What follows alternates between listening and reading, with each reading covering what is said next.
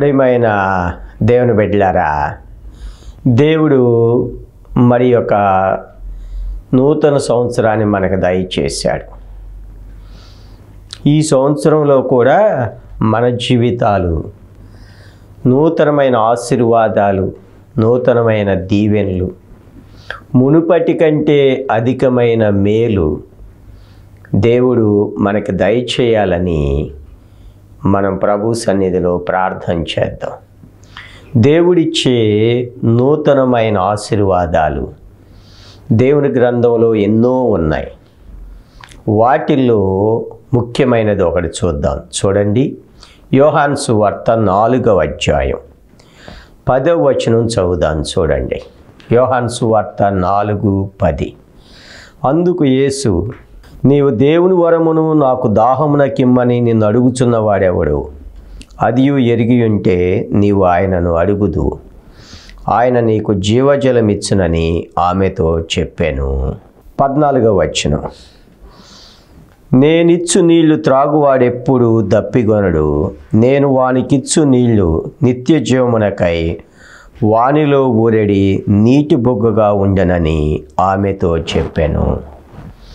యోహాను సువార్త 4వ అధ్యాయంలో ఒక ఆమెను దేవుడు వెతక్కుంటూ వచ్చి బావి దగ్గర కూర్చున్నాడు. ఆమె వచ్చింది. ఆమె ప్రభువుని 7 ప్రశ్నలుగా మాట్లాడింది. ప్రభు 7 సార్లు ఆమెకు జవాబును చెప్పాడు. వాటిల్లో మొట్టమొదటిది దేవుడిచ్చే జీవజలము. ఏమన్నాడు? నేనిచ్చు నీళ్లు త్రాగువాడు ఎప్పుడునూ దప్పిక గొనడు, నేను వానికిచ్చు నీళ్లు నిత్య జీవమునకై వానిలో ఊరెడి నీటి బుగ్గగా ఉండును. దేవుడు ఏమిస్తాడు? మనకి జీవజలాన్ని దయచేస్తాడు. ఆ జీవజలము నిత్య జీవానికి మనల్ని నడిపిస్తుంది. ఆ జీవజలాన్ని మన హృదయాల్లో దేవుడు నీటి బుగ్గగా పెట్టాడు. ఆ నీటి బుగ్గ మన హృదయాల్లో ఉండి, మన మనసుల్లో ఉండి క్రొత్త నీరునే ఇస్తుంది. బావిలో నీరు ఎప్పుడు మనకేమిస్తుంది? క్రొత్త నీరు ఇస్తుంది, పాత నీరు ఇవ్వదు. రోజు క్రొత్త నీరే, పాత నీరు ఇవ్వదు. అలాగే పరిశుద్ధాత్ముడు మనలో ఉంటాడు. దేవుని వాక్యం మన హృదయాల్లో ఒక నీటి బుగ్గగా ఉండి ఎక్కడికి నడిపిస్తాడు? నిత్య జీవానికి నడిపిస్తాడు. కనుక దేవుడిచ్చే మొట్టమొదటి ఆశీర్వాదం ఏమిటంటే నిత్య జీవం. ఏమిటి నిత్య జీవం? ఎన్నోసార్లు వింటాం. నిత్య జీవం యొక్క అసలు అంతరార్థం ఏమిటంటే, ఈ లోకంలో దేవుడు మనల్ని ఆయన బిడ్డలుగా జీవింపచేసి పరలోక రాజ్య భాగ్యాన్ని ఆయన అనుగ్రహిస్తాడు. ఆ పరలోక రాజ్యములో యుగ యుగాలు మనం జీవించి ఉండే నిత్య జీవాన్ని ఇస్తాడు. మహిమ దేహాన్ని ఇస్తాడు. ఆయనను స్తుతించే అనుభవాన్ని ఇస్తాడు. ఈ లోకం తరువాత పరలోక రాజ్యం నిత్యము ఉండే ఒక గొప్ప సంతోషం, ఆనందం, దేవుని యొక్క నీతి సమాధానముతో ఉండే గొప్ప అనుభవం. దేవుని రాజ్యము భోజనము పానము కాదు, నీతి సమాధానము పరిశుద్ధాత్మ యందలి చెప్పనశక్యమును మహిమాయుక్తమైన ఆనందం. నిత్య జీవం అంటే ఈ లోకంలో ఎన్నడూ ఎప్పుడు ఎక్కడా నీవు మనం ఇప్పుడు చెప్పుకున్న అనుభవాలను పొందుకోలేం. అది నిత్య జీవం. మరి పొందుకున్నారా? దేవుడు మరి ఒక సంవత్సరాన్ని మనకిచ్చాడు. ఇప్పుడైనా మీరు పొందుకోనండి. ఆ జీవజలాన్ని దేవుడిస్తాడు, నీ హృదయంలో నీటి బుగ్గగా పెడతాడు. అది ఎప్పుడూ క్రొత్త అనుభవాల్లోనికే నడిపిస్తుంది. మొట్టమొదటి అనుభవం ఏంటంటే నిత్య జీవాన్ని ప్రభు మనకిస్తాడు. దీన్నే రక్షణ, పాపక్షమాపణ, నిత్య జీవము. ప్రభు దగ్గరకు వస్తే ఈ అనుభవం పొందకుండా నువ్వు ఎన్ని పొందుకున్నా వ్యర్థమే. చాలామంది దేవుని సన్నిధికి వస్తే మేము బాగుపడ్డాం, మాకు దేవుడు ఆశీర్వాదాలు ఇచ్చాడు, ఆస్తులు ఇచ్చాడు, ఇల్లు ఇచ్చాడు, పొలాలు ఇచ్చాడు, స్వస్థతలు కలిగినాయి. ఇవన్నీ దేవుడిచ్చేవే. వాటికన్నా గొప్పది ఏమిటంటే ప్రభువిచ్చే నిత్య జీవం. ఇవన్నీ పొందుకుని రక్షణ అనుభవంలోనికి లేకుండా ఉంటే నీకన్నా దౌర్భాగ్యుడు ఇంకొకడు లేనే లేడు. ఈ లోకానికి సంబంధించిన వాటికే మనం క్రీస్తునందు విశ్వాసం ఉంచిన యెడల మనుషులందరికంటే దౌర్భాగ్యులం. కనుక మన జీవితాల్లో దేవుడిచ్చే నిత్య జీవం, నిత్య రాజ్యం, పరలోక రాజ్య భాగ్యం మనందరం పొందుకోవాలి. అది మన అనుభవాల్లో ఉంటుంది, మన జీవితాల్లో ఉంటుంది. ఈ లోకాన్ని విడిచిన తరువాత నిత్య రాజ్యం, పరలోకానికి వెళతాం.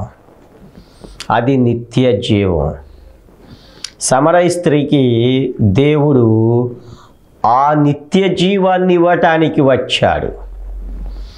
యేసు ప్రభువులో ఉన్న ప్రత్యేకత ఇది. ఆయన మనల్ని రక్షించి పరలోక రాజ్యానికి చేరుస్తాడు. ఆయన మన జీవితాలను మార్చి నూతనత్వాన్ని కలుగచేస్తాడు.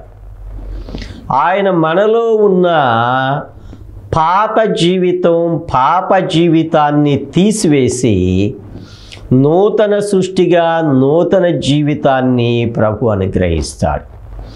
ఈ అనుభవం నీవు పొందుకుంటేనే రక్షించబడ్డావు అన్న దానికి నిదర్శనం.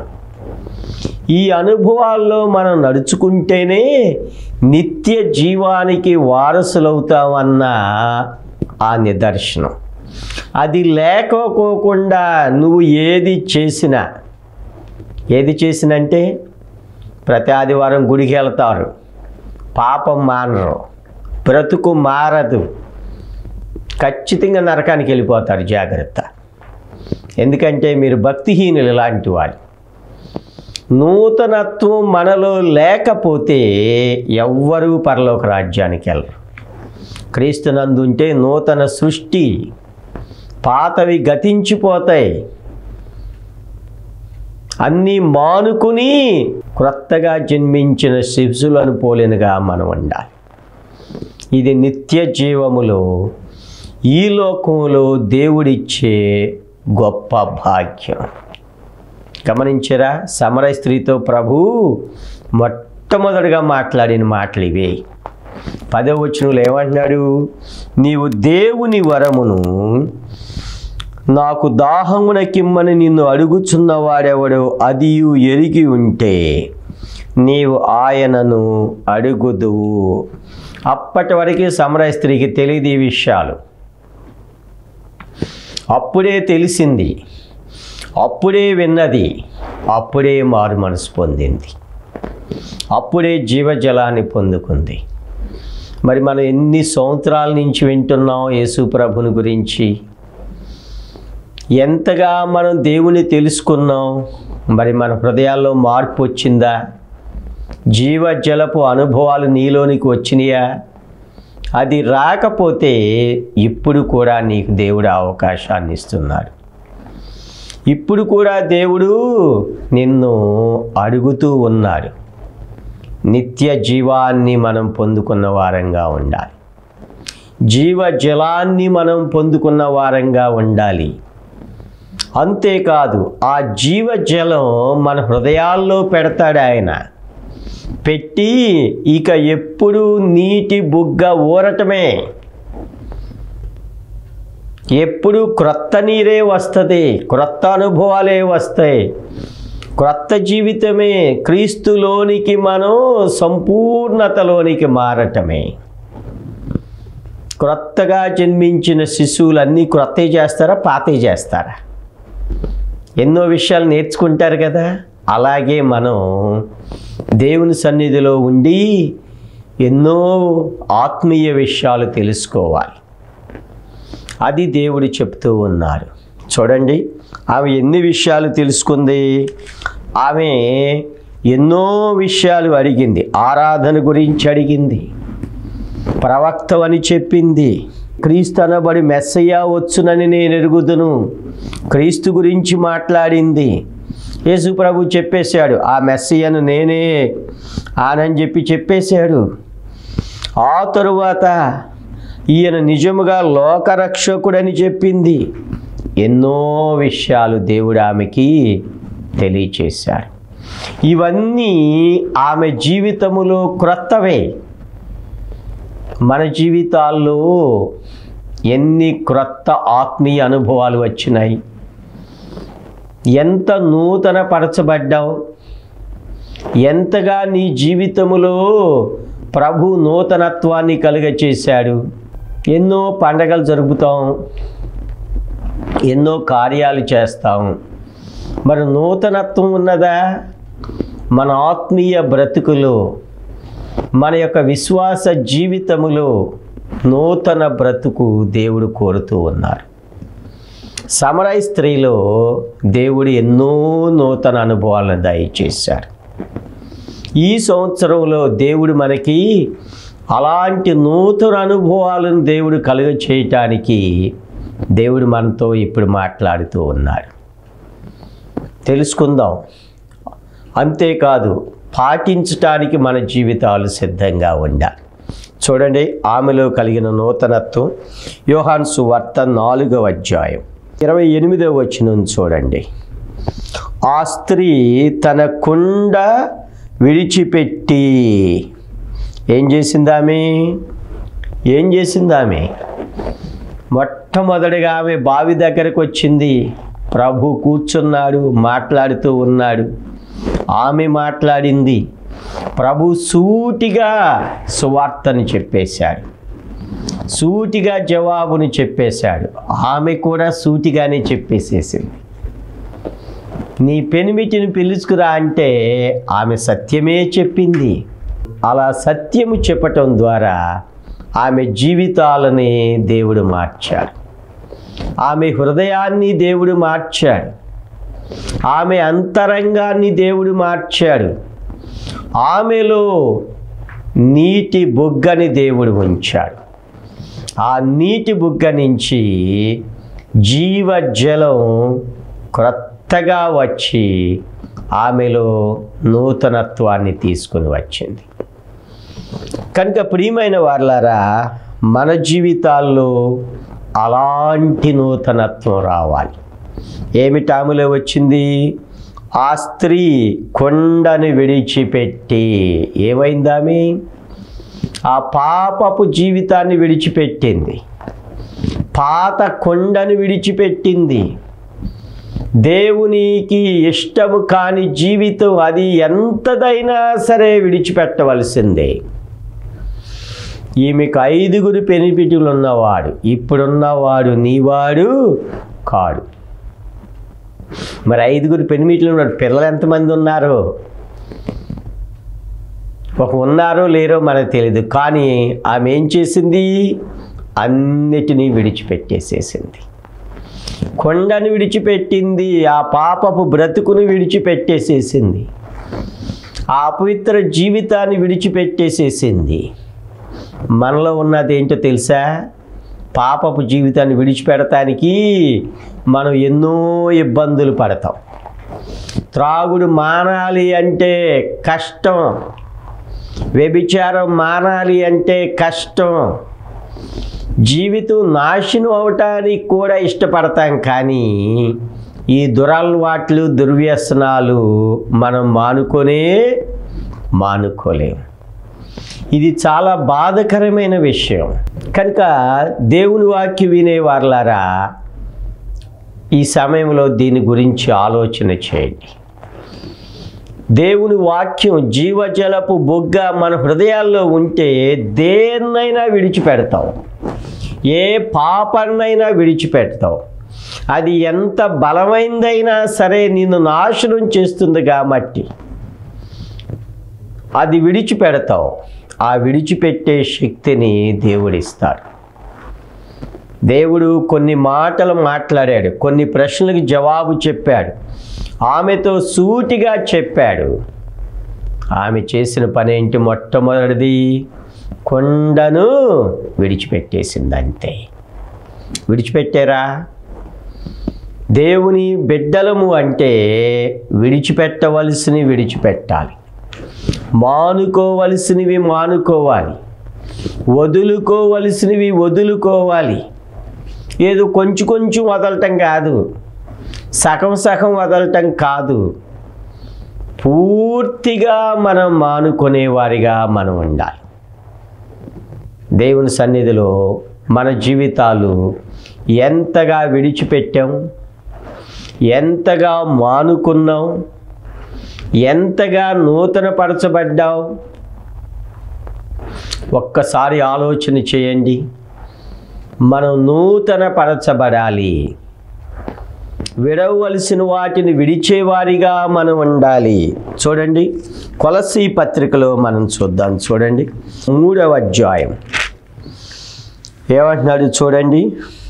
కావున భూమి మీద ఉన్న మీ అవయవములను అనగా జారత్వమును, అపవిత్రతను, కామాతురతను, దురాశను, విగ్రహారాధనైన ధనాపేక్షను చంపివేయుడి. ఏం చేయాలి? వాటిని చంపేసేయాలి, లేకపోతే మిమ్మల్ని చంపేస్తాయి. అవి మిమ్మల్ని నాశనం చేసేస్తాయి. కొలస్సీ పత్రిక 3వ అధ్యాయం 8వ వచనం చూడండి. ఇప్పుడైతే మీరు కోపమును, ఆగ్రహము, దుష్టత్వము, దూషణ, మీ నోట బూతులను వీటన్నిటినీ విసర్జించుడి. కొన్నేమో చంపేయాలి, లేకపోతే మనల్ని చంపేస్తుంది. కొన్నిటిని ఏం చేయాలి? విసర్జించాలి. విసర్జించటం అంటే వాటిని మనం చీయని మన దగ్గరకు రానియకూడదు. మన ఇంట్లో దుర్వాసన వచ్చిందనుకో, ఉంటాం అక్కడ, ఆ దరిదాపుల్లోనే ఉండం. చెడ్డ వాసన వచ్చిందనుకోండి, అక్కడ ఉంటామా? కావాలని ఉండం. ఇదే విసర్జించుట. కొండను విడిచిపెట్టింది సమరయ స్త్రీ. మనం కూడా ఇలాంటి పాపాలను చంపివేయాలి, విసర్జించాలి. తరువాత 10వ వచనం, కొలస్సీ 3:10. ప్రాచీన స్వభావమును దాని క్రియలతో కూడా మీరు పరిత్యజించి, చంపాలి, విసర్జించాలి, ప్రాచీన స్వభావాన్ని పరిత్యజించాలి. ఇదే సమరయ స్త్రీలో జరిగిన నూతన కార్యం. మనలో జీవజలం అనే నీటి బుగ్గను పెట్టినట్టయితే ఆ నీటి బుగ్గ క్రొత్త జీవజలం మనలో ఉండి కొన్నిటిని చంపేసేటట్లు చేస్తుంది, కొన్నిటిని విసర్జించేటట్లు చేస్తుంది, మరికొన్నిటిని ప్రాచీన స్వభావాన్ని పరిత్యజించేటట్లుగా చేస్తుంది. దేవుని పోలికగా సృష్టింపబడిన నవీన స్వభావాన్ని దేవుడు మనకు దయచేస్తాడు. ఇదే సమరయ స్త్రీలో జరిగిన నూతన కార్యం. ఎంతమందిలో ఉంది మరి? విసర్జించిన అనుభవం ఉన్నదా? చంపివేసిన అనుభవం ఉన్నదా? పరిత్యజించిన అనుభవం ఉన్నదా? మనం పక్క వాళ్ళ గురించి ఇలాంటివి మాట్లాడతాం. మనలో ఇలాంటివి ఏమేమి ఉన్నాయో వాటిని మనం చూసుకోవాలి. సమరయ స్త్రీలో వచ్చిన మార్పు ఏమిటంటే, కొండను ఆమె విడిచిపెట్టింది. మనం విడిచిపెట్టిన అనుభవం మనలో ఉండాలి. దేవుని బిడ్డలు అంటే లోకం, పాపం, శరీరాశలను విడిచిపెట్టిన వారంగా ఉండాలి. దేవుని బిడ్డలు అంటే ప్రాచీన స్వభావం మనలో ఉండకూడదు. జీవజలం మనలో ఉంది అంటే మనలో నూతనత్వమే కనపడాలి, నూతన జీవితమే మనలో కనపడాలి. అదే దేవుడు కోరుతున్నాడు. స్త్రీ ఏం చేసిందంటే కొండను విడిచిపెట్టింది. అంతటితో ఆగిందా? ఆమె ఏం చేసింది చూడండి. అక్కడ యోహాను సువార్త 4వ అధ్యాయం 28వ వచనం, ఊరిలోనికి వెళ్ళి వెనక్కి తిరగల. మళ్ళీ ఆమె తన యొక్క విశ్వాస జీవితంలో ఆమె వెనక్కి తిరగల. మన జీవితాల్లో కూడా వెనక్కి తిరగని అనుభవం మనకు ఉండాలి. మనకు సగం అటు సగం ఇటుగా మాట్లాడతాం, కొంత భక్తి కొంత లోకంగా మాట్లాడతాం. అది కాదు. విడిచిపెట్టిన అనుభవం ఉండాలి. మరలా వెనక్కి తిరగకూడదు. రక్షణ తీర్మానం చేసిన తరువాత, పాప క్షమాపణ అనుభవం మనం పొందుకున్న తరువాత మనం వెనక్కి తిరగకూడదు. మన జీవితాల్లో నూతనత్వమే రావాలి, నూతన క్రియలే రావాలి, నూతన జీవితమే మనలో ఉండాలి. లోకం మనల్ని చూసి వీళ్ళు మారినారు, దేవుని బిడ్డలు వీళ్ళు, దేవుడు వీరిలో మార్పును కలుగచేశాడు అన్న అనుభవం ప్రజలు చెప్పాలి. ఉన్నదా? మరి ఈ సంవత్సరములో ప్రారంభంలో మనం ఉండాం. మనలో నూతనత్వానికి తీర్మానం చేసుకో, నూతన జీవితానికి తీర్మానం చేసుకో, మన జీవితం మార్పు చెందటానికి తీర్మానం చేసుకో. అదే దేవుడు కోరేది. ఎంతకాలం నుంచి అలాగే ఉండి ఇంకా మనం అలాగే ఉన్నట్లయితే సమర స్త్రీ పొందిన అనుభవం మనకు రాలేదు. సమర స్త్రీ పొందిన అనుభవమే మనకి రావాలి. అలాంటి క్రియలే మనం చెయ్యాలి. మన జీవితాల్లో కొండని విడిచిపెట్టి మళ్ళీ ఎక్కడికి వెళ్ళింది? ఆమె ఉన్న ఇంటికి వెళ్ళల, ఊరిలోనికి ఆమె వెళ్ళిపోయింది. వెనక్కి తిరగల. ఆమె నూతన క్రియలు చేయటం ప్రారంభం చేసింది. రక్షించబడటానికి ఎలాంటి కార్యాలు అవసరం లేదు. దేవుని వరమే క్రియల వలన కలిగినది కాదు. మరి రక్షించబడిన తర్వాత ఎలా ఉండాలి?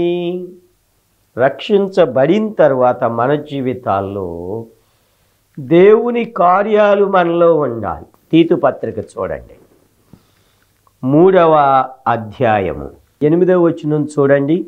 ఈ మాట నమ్మదగినది గనుక దేవుని యందు విశ్వాసం ఉంచిన వారు సత్క్రియలు శ్రద్ధగా చేయుటయందు.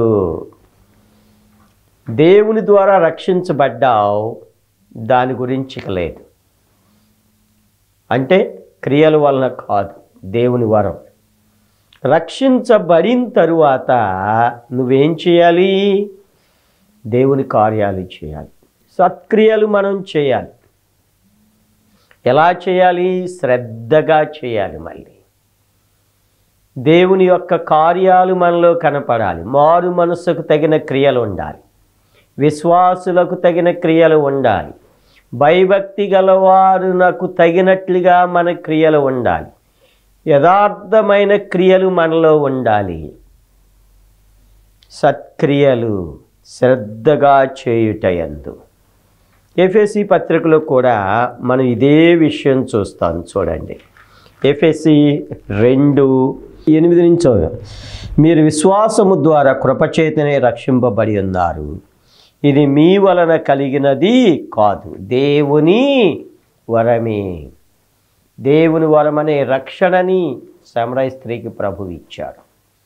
ఆ తర్వాత ఏం చేయాలి? అది క్రియల వలన కలిగినది కాదు. ఆమె ఏ క్రియ చేయలే, దేవుని వరం చేత రక్షించబడింది. రక్షించబడిన తరువాత 10వ వచనం, మరియు వాటి యందు మనం నడుచుకొనవలెనని. రక్షణలో మనం ఏం చేయాలి? ఎదిగిన అనుభవం ఉండాలి. రక్షణ నూతన మార్గంలో నడుచుకొని అనుభవం మనకు ఉండాలి. నడుచుకొనుచు ఏం చేయాలి? ముందుగా సిద్ధపరిచిన సత్క్రియలు చేయుటకై. దేవుడు ఏం చేశాడు? సత్క్రియలు మన కోసం సిద్ధం చేశాడు. ముందుగా సిద్ధపరిచిన సత్క్రియలు చేయుటకై మనము క్రీస్తునందు సృష్టింపబడిన వారమై ఆయన చేసిన పని అయి ఉన్నాము. గమనించారా? ఆ స్త్రీ కొండను విడిచిపెట్టింది, వెనక్కి తిరగల. ఇక క్రియలు ప్రారంభం చేయటం మొదలెట్టింది. విశ్వాసముతో పాటు ఏముండాలి? క్రియలు ఉండాలి. క్రియలు లేని విశ్వాసం మృతము. సమరయ స్త్రీ విడవలసిన దాన్ని విడిచింది, మళ్ళా ఇక క్రియలు చేయటం ప్రారంభించింది. మరి మనలో ఎన్ని క్రియలు ఉన్నాయి? ఏ క్రియలు మనలో ఉన్నాయి? దేవుని సంబంధమైన క్రియలు మనలో ఉండాలి. ఈ సంవత్సరంలో నీవు, నేను, మనందరం దేవుని యొక్క క్రియలు మనలో ఉండాలి. ప్రార్థన దేవుని క్రియ, బైబిల్ చదువుకుంటాం దేవుని క్రియ, అనేకుల కోసం, పరిశుద్ధులందరి కోసం పూర్ణమైన పట్టుదలతో ప్రార్థన చేయటం దేవుని క్రియ. అంతేకాదు, మనం దేవుని కోసం నడవాలి, దేవుని కోసం మాట్లాడాలి, దేవుని కోసం సాక్ష్యం ఇవ్వాలి. ఇవన్నీ క్రియలే. ఏ క్రియలు మనలో ఉన్నాయి? ఎలాంటి క్రియలు మనం చేయాలి? ఒక్కసారి ఆలోచన చేయండి. మన జీవితాల్లో మొట్టమొదటిగా జీవజలం ప్రభు మనకిచ్చాడు. నిత్య జీవం అనే రక్షణ మనకిచ్చాడు. అది దేవుని వరం. ఆ తరువాత మనలో నీటి బుగ్గని ప్రభు ఉంచాడు. ఆ నీటి బుగ్గ మన హృదయములో ఉన్నది. నిత్యము అది క్రొత్త నీరే, జీవజలమే ఊరుతుంది. ఆ జీవజలముతో మనము దినదినము నూతనపరచబడాలి. దినదినము మన జీవితాలు మార్చబడాలి. దినదినము ఆయన బిడ్డలుగా నూతన క్రియలు మనం చేయాలి. సమరయ స్త్రీ కొండను విడిచిపెట్టింది, క్రియలు చేయటం ప్రారంభించింది. మనం కూడా విడిచిపెట్టవలసినవి విడిచిపెడదాం, చంపివేయవలసినవి చంపివేద్దాం, మానుకోవలసినవి మానుకుందాం, దేవుని క్రియలు చేయటానికి సిద్ధపడదాం. అలాంటి ధన్యత ఈ సంవత్సరంలో ప్రభు మనకు అనుగ్రహించునుగాక. ప్రార్థన చేద్దాం. పరిశుద్ధుడా, దయగల తండ్రి, మాకు మరి ఒక సంవత్సరం దయా కిరీటాన్ని అనుగ్రహించారు, మీకు స్తోత్రాలు. మేమందరం మా ప్రభు సమరయ స్త్రీ వలె నిత్య జీవాన్ని మనం పొందుకుని నాయన వెనుకకు తిరగక నూతన క్రియలు మేము చేయటానికి మీరే సహాయం చేసి దయ చూపించి కృప చూపమని మా ప్రభువైన యేసుక్రీస్తు అమూల్యమైన నామములో ప్రార్థించి స్తుతించి వేడుచున్నాము తండ్రి. ఆమేన్. ప్రభు నూతన క్రియలతో మిమ్మల్ని నడిపించునుగాక.